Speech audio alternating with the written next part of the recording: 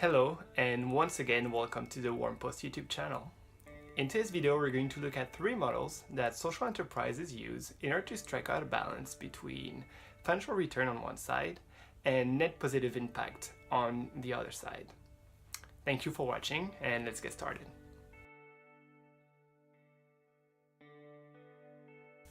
Alright, so this is the second video that I uploaded on social entrepreneurship. And in the first video, which should be right here, I basically had a basic discussion about what is social entrepreneurship and how can you essentially make it work, and where does a social enterprise places on the spectrum that has a for-profit and a non-profit on the other side.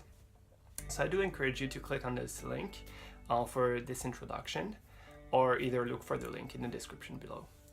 With that being said, in today's video, I have identified three basic models that a social enterprise can use in order to strike out a balance between the necessary financial returns that will be necessary to make your enterprise function essentially, and having a positive social impact, which is something that you must have if you want to call your enterprise a social enterprise.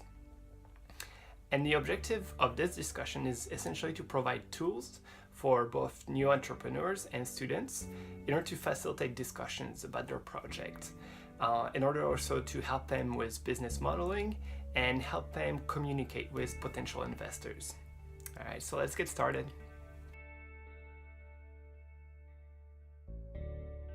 Okay, starting with the first model, which I also call the CSR model, or Corporate Social Responsibility model. This model is essentially for existing companies that could be very big or not that big, or maybe new entrepreneurs might be interested in that model as well. And this is the model in which you have an enterprise that has an activity, that primary activity, and that primary activity has no relations to creating a positive social impact. But that activity generates revenue. And you are willing, with this model, to use some of that financial return that you have generated with your primary activity and finance a secondary activity that will have a positive impact. So essentially, the primary goal of companies that follow this model is to have a good financial return, and what they need, the assumptions that they are based on and what they need to prove to potential investors is that first, their company is sound, they will generate a financial return, and secondly, that the financial return that they will reinvest into their social project, let's call it this way, will have a positive social impact. So it's a twofold assumption. And I call it the CSR model because this is essentially what corporate social responsibility is. You have lots of companies that are getting more and more interested into giving back to some of the communities that they work with, or some of the social conditions that their customers might be interested in. So they will keep doing business as usual, but they will have a program in which they will reinvest some of their money into a project or an activity that will have a positive social impact. This is also something that charities do, in the sense that they have an endowment and they invest that endowment, and some of the return on investment will be used in order to finance a nonprofit, for example. So that's the first model, or CSR model.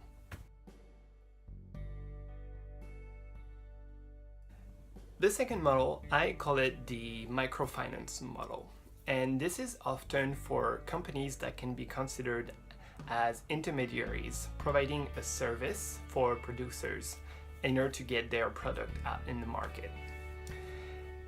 This model, in this model, you have social enterprises that have an activity, and that activity has a positive social impact. However, that social impact is inversely proportional to their financial return. In other words, the more financial return they will have, the less social impact they will create. I call it the microfinance model because I think a microfinance is a good example. A microfinance institution is a good example for this model, in the sense that they are willingly creating better conditions for the people who borrow from them, essentially either by not demanding collaterals or charging lower interest rates, having better repayment schedule, associating it with micro saving opportunities or micro insurances. All these are costs that will diminish the financial return of the financial institution. But by doing so, they do create a positive social impact. You can also see it in the fair trade companies that export fair trade products. They need to be competitive when the products get into their destinations supermarkets, but their social impact is to provide better compensations for producers, which means that themselves, the middlemen, will have a smaller cut of the financial return. And oftentimes, investors will describe that as sacrificing financial return, but not in a negative way. You don't sacrifice it as in you throw it away, but rather you invest that financial return into positive social impact. And that's the second model.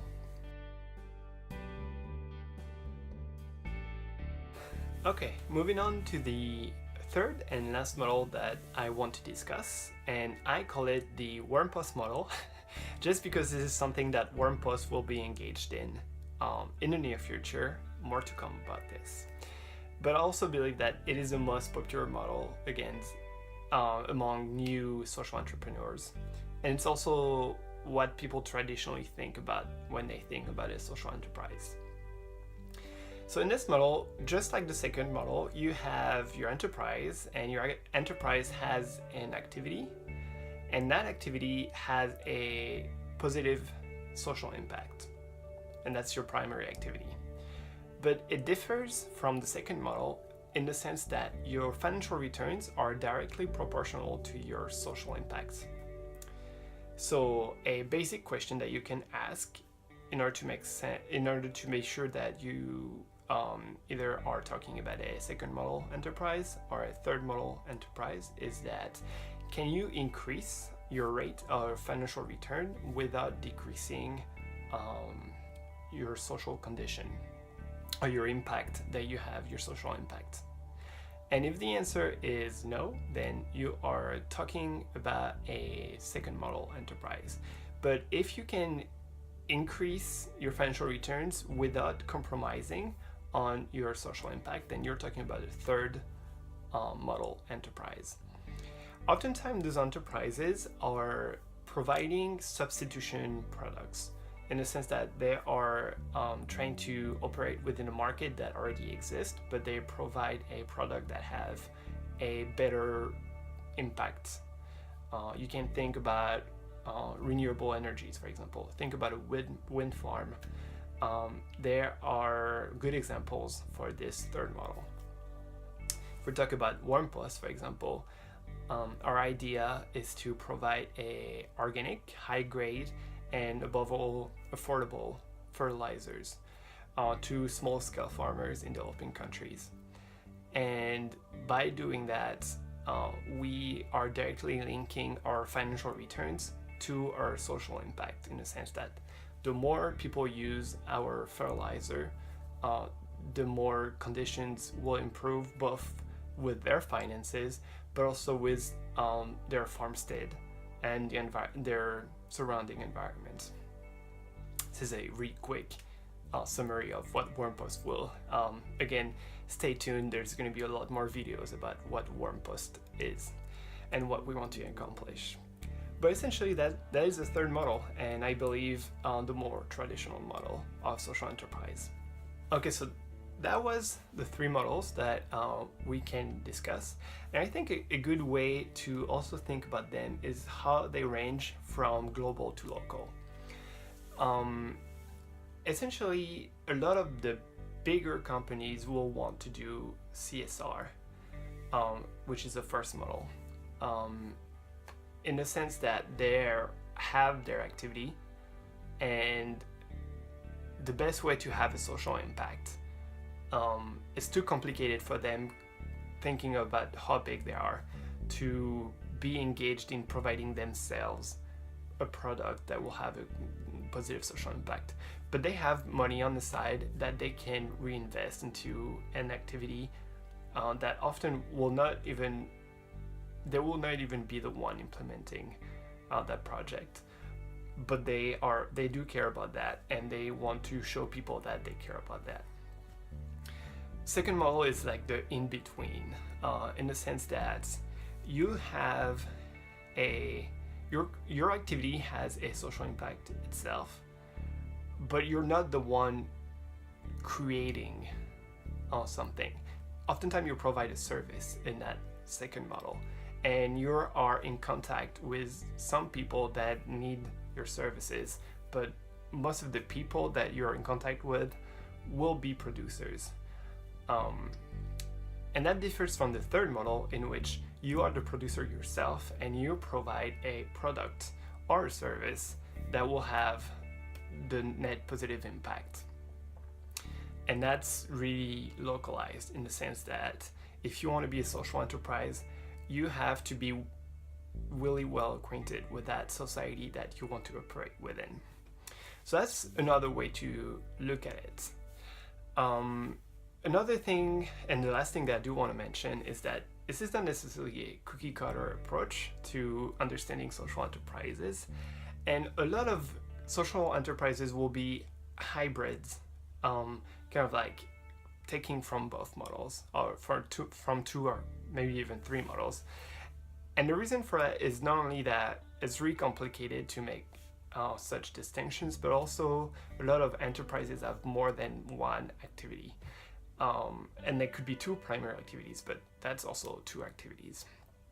So in that sense, it's not rigid, it's not fixed, but it is a good way, I believe, to think about social enterprises and to conceptualize how you're going to be able to make your enterprise work and also have a positive impact. So that's it for today's video. I hope you liked it. I hope it makes sense to you. If it doesn't, or if it does, you can leave a comment and let me know why. And as always, it would really help if you can either like this video if you liked it, and subscribe if you believe that this channel deserves your subscription. Again, we're putting out weekly content about social entrepreneurship, about composting, and about economics. So thank you very much, and I'll see you next time.